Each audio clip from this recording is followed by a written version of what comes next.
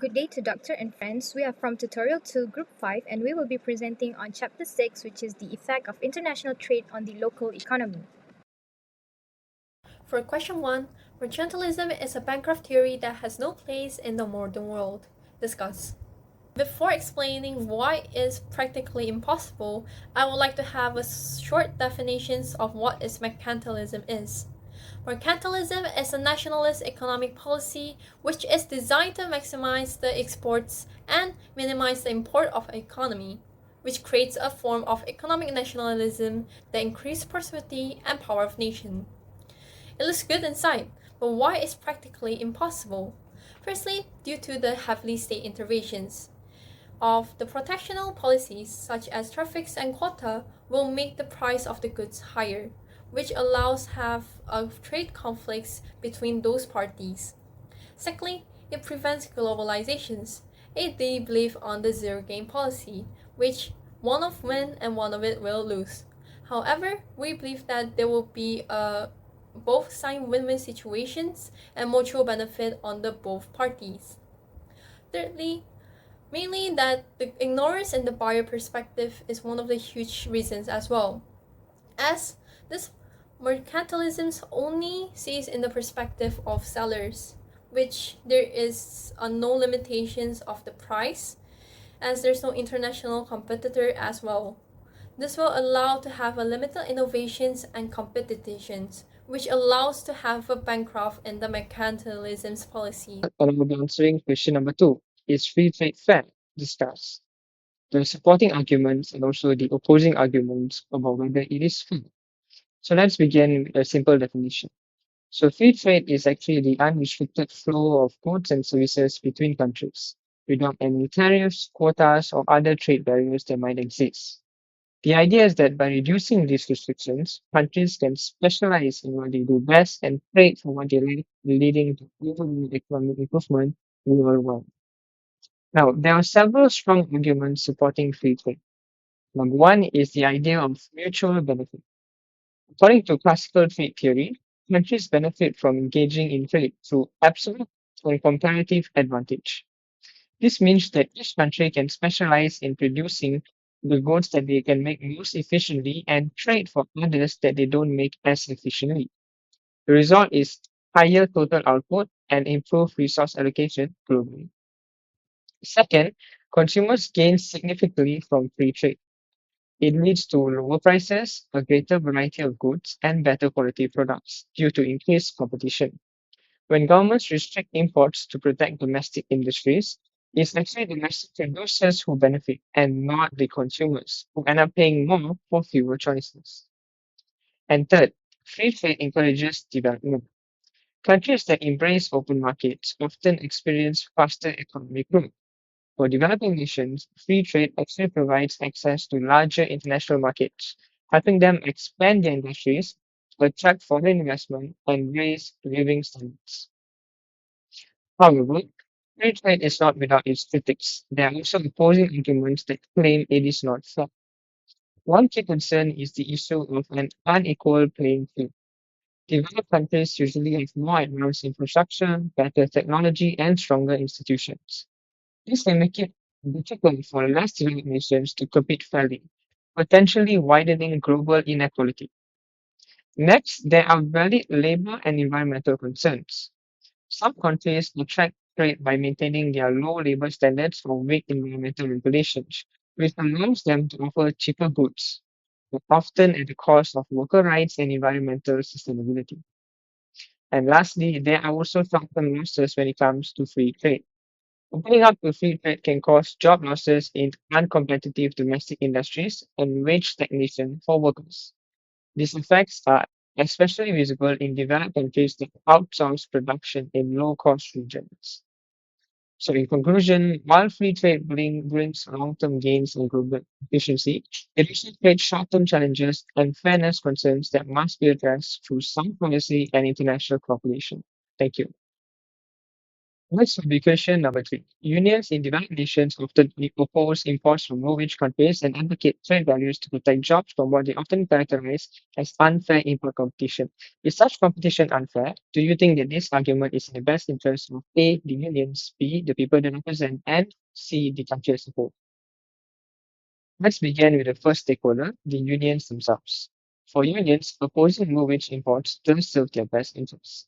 Unions exist to protect workers' rights, secure higher wages, and preserve employment. When cheaper foreign goods flood the market, domestic producers may cut jobs or lower wages to remain competitive. So, from a union's perspective, import competition threatens their bargaining power and undermines job security. In this sense, advocating for trade barriers aligns with their core mission. Let's return to the second stakeholder, union members or the workers. Here, the situation is more complex. Restricting imports may partly serve their best interests, especially in the short term. It helps protect existing jobs and maintain wage levels in industries exposed to global competition. But in the long term, shielding domestic industries from competition can make them less innovative and less competitive. Over time, this can limit opportunities for workers to upskill or adapt to changing global demands. So while there are immediate gains, the longer term outcome may be a less resilient workforce. Finally, let's consider the broader picture of the country as a whole. From a national perspective, this approach does not serve the country's best interests. Trade barriers that limit import often raise prices for consumers, reduce product choices, and undermine overall economic efficiency. They increase the survival of less competitive industries and misallocate national resources. Moreover, other countries may respond with retaliatory tariffs, triggering trade wars and harm exporters and escalate economic tensions. Hello, I'm Yue. I'm going to answer the question for. The question is, which are the potential costs of adopting a free trade regime? Do you think governments should do anything to reduce this cost, and why? Okay, let's talk about the potential costs first. The competition with foreign exports may cause local unemployment and business failures, also may cause some environmental damage or abusive labor practices. Also, if the countries may become too reliant on the global market for key goods, it will leave them at a strategic disadvantages in times of crisis. And also for the second small question, should governments act to reduce this cost? Our group's answer is yes. So the government can provide some retraining programs for displaced workers, offer some temporary support or subsidies to help industries transition, also invest in education and infrastructure, or implement social safety nets to caution the negative effects on vulnerable groups. Question 5. Reread the country focus. Is China manipulating its currency in pursuit of neo-mercantilist policy? A. Do you think China is pursuing currency policy that can be characterized as neo-mercantilist? B. What should the United States and other countries do about this?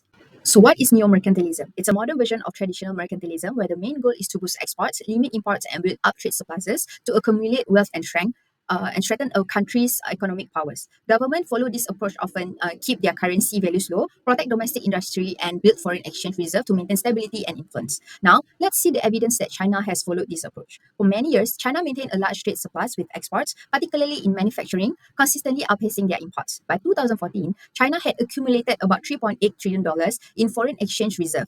Critics saw this as a sign that China was undervaluing the yuan to make export cheaper and more competitive. This behavior matched neo-mercantilist goals, which is using state tools to drive export, lead growth, and protect domestic industries. However, there's also evidence that challenges this view. So in 2005, China began gradually appreciating the yuan, moving toward a more flexible market-oriented exchange rate. And during the 2015 to 2016 period, despite pressure from capital outflows and slowing growth, China didn't let the yuan weaken. Instead, they spent around $100 billion per month defending its value. Overall, reserve dropped by $2 trillion, showing that China prioritized stability over cheaper export. So, in conclusion, yes, China's earlier actions reflected neo-mercantilist tendencies, but in more recent years, their behavior is like supporting the yuan and letting it strengthen, which suggests a shift toward a market-based and responsible currency policies. Now, what should the US and other countries do? So first, they should continue to monitor China's currency practices closely, but avoid false or outdated accusations. Instead, they should use diplomatic channels and international trade organizations like the WTO to push for transparency and fair practices. At the same time, countries like the US need to focus inward by boosting their own competitiveness, especially in technology, education, and also innovation. And finally, if clear and updated evidence of manipulation ever resurface, countries should respond with targeted strategic actions, not broad or reactionary measures. So this balanced approach allows country to stay competitive and cooperative in the global economy without escalating unnecessary conflict. Question 6. Is there a difference between the transference of high paying white collar jobs such as computer programming and accounting to developing nations and low paying blue collar jobs? If so, what is the difference and should the government do anything to stop the flow of white collar jobs out of the countries to countries such as India? Let's see on the next slide. Let's start by looking at the differences between white collar and blue collar jobs. White collar jobs are typically high paying and require higher education or specialized skills. Examples include computer programming, accounting, and financial services. This job can be easily outsourced due to technology and automation, which makes working remotely easier. Outsourcing white collar jobs can lower costs for companies but leads to job loss and wage suppression in the home country, while India, for example, gains skilled jobs. Developed countries like the US lose important roles in sectors such as technology and finance. On the other hand, blue collar jobs are lower paying and don't require advanced education. These jobs are typically more manual, like manufacturing, assembly line work, or customer service. Outsourcing blue collar jobs has been happening for decades, mostly to cut costs. While blue collar outsourcing doesn't have as big an impact on innovation, it still changes labor markets and increases resilience on cheaper labor. There are a few key differences between outsourcing white collar and blue collar jobs. Firstly, the economic impact. White collar outsourcing has a bigger effect on economies because these jobs drive innovation and are in high paying sectors. Losing these jobs can hurt a country's ability to grow. Blue collar jobs, however, have less long term impact on economic growth but can still disrupt local economies, especially in manufacturing. Secondly, global competitiveness. Outsourcing white collar jobs helps countries like India become more competitive, especially in technology. As India strengthens its tech sector, it attracts more global talent. Blue collar outsourcing doesn't have the same effect on global competitiveness, but it does help countries maintain cost effectiveness in industry that don't rely as much on advanced skills. Lastly, labor markets. White collar outsourcing can lead to job insecurity and wage stagnation in developed countries.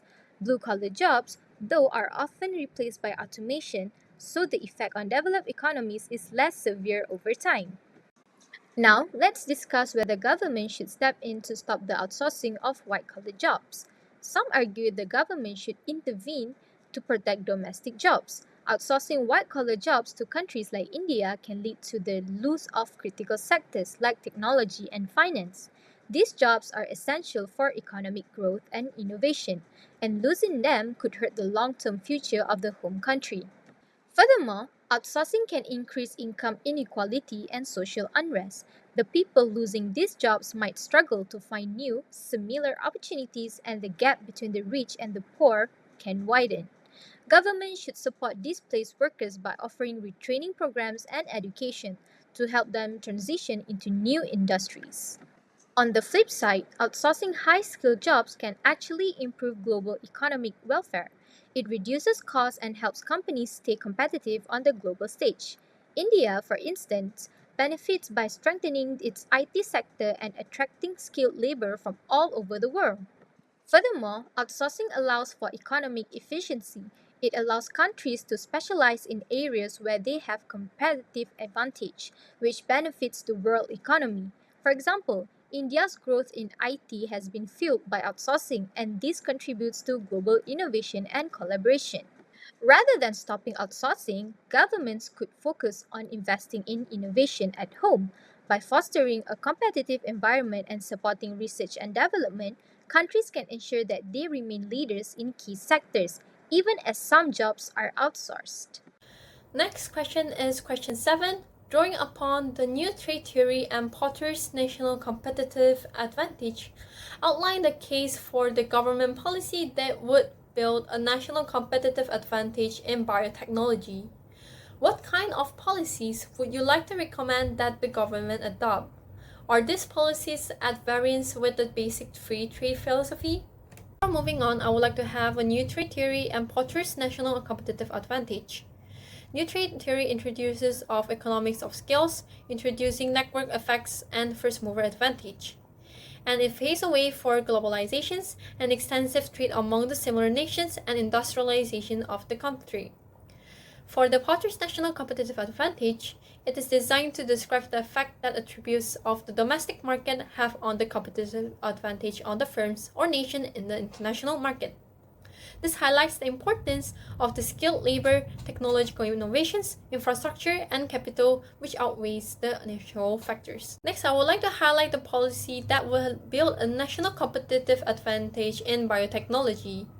Firstly, support early biotech market creation. Based on the new trade theory, it will access to international market and allows to have new experiences, ideas, and technology, and access to multiple resources from international and export subsidies and assistance of promotion is also included. Examples are taken in the bioeconomic cooperation and Tusta Malaysia's collaborations. It happens in Malaysia to enter the China market more efficiently and effectively.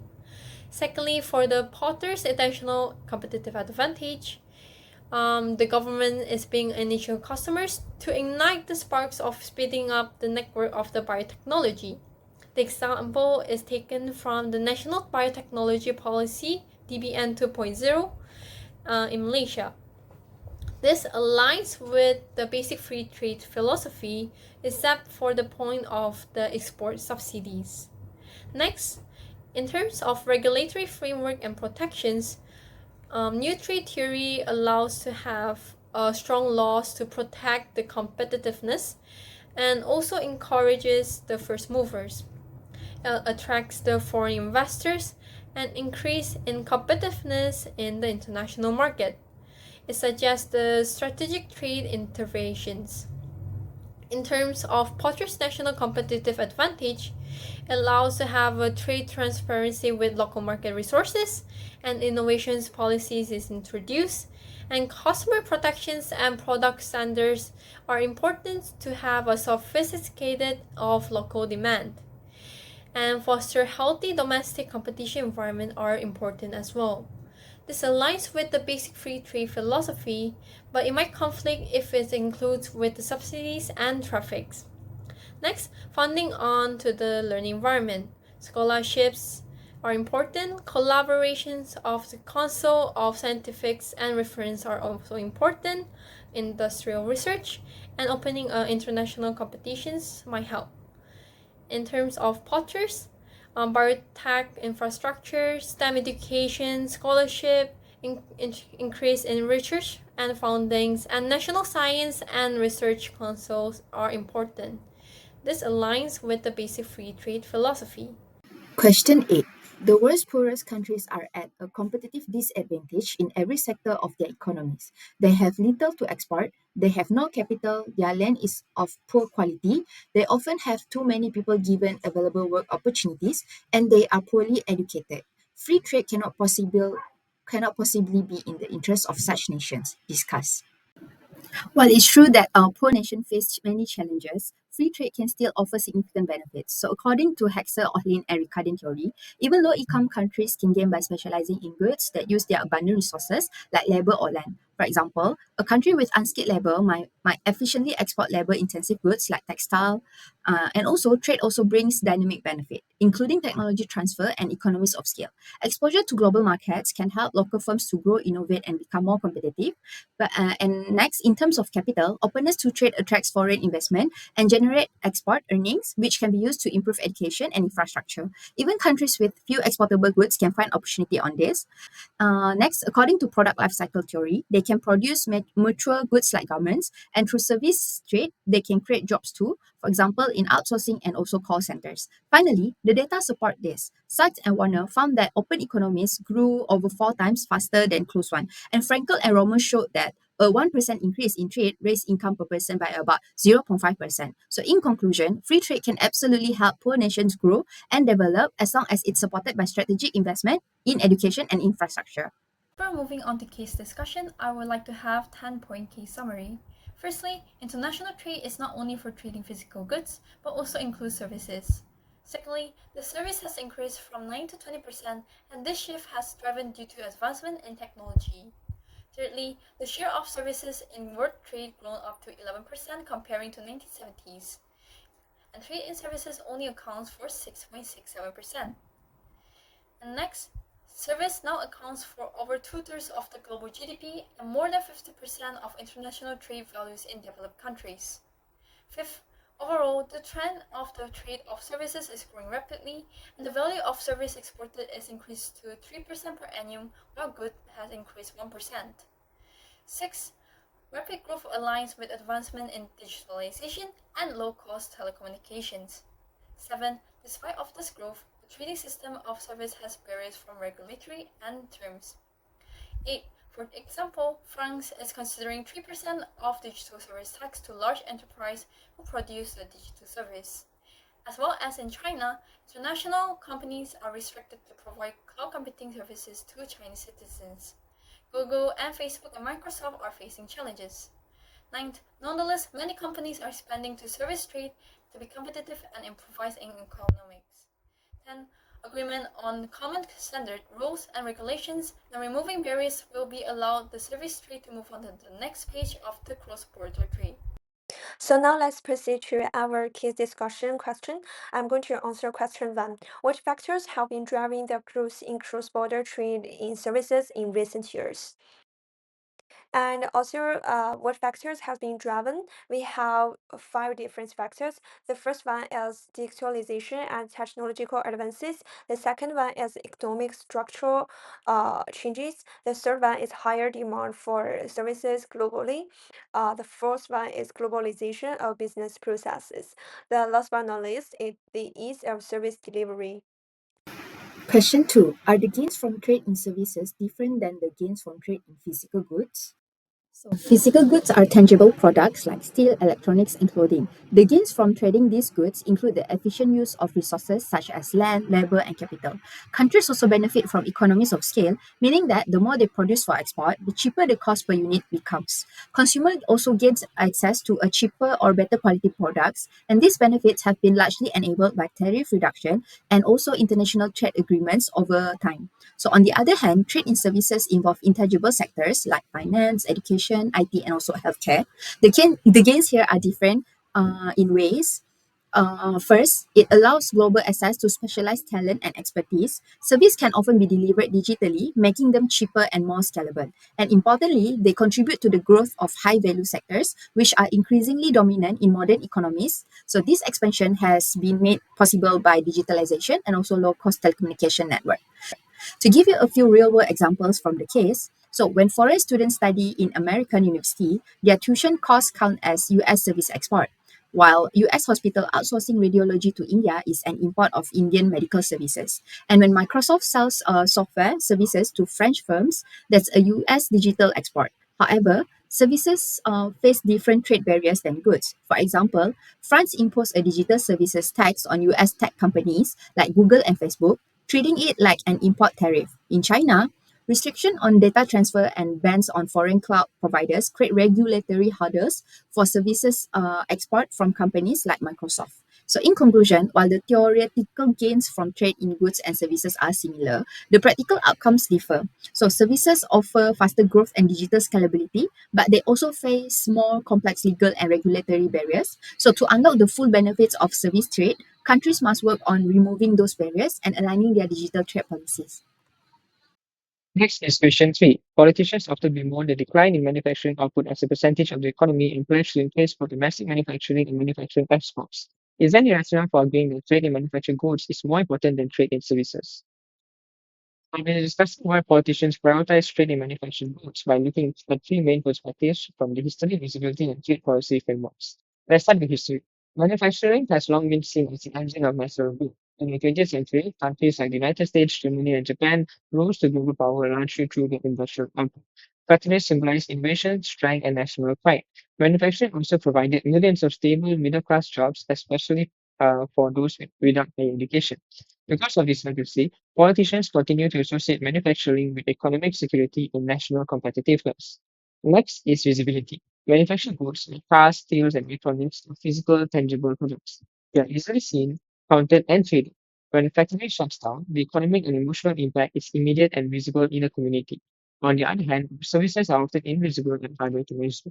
The country may expect millions in financial or digital services, but these transactions don't have the same persons. As a result, politicians tend to focus on manufacturing, which resonates more clearly with voters and the media.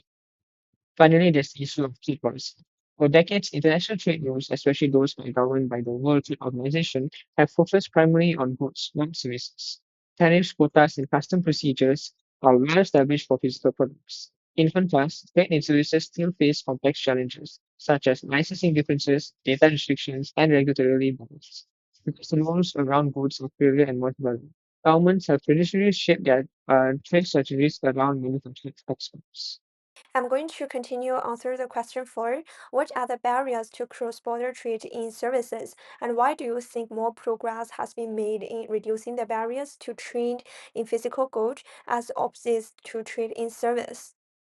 So there do have some barriers for the cross-border trade in services. So the first one is professional standards and licensing requirements. Different countries may have different requirements, and also there has some investment restrictions, and some countries limit foreign ownership or restrict certain services industries.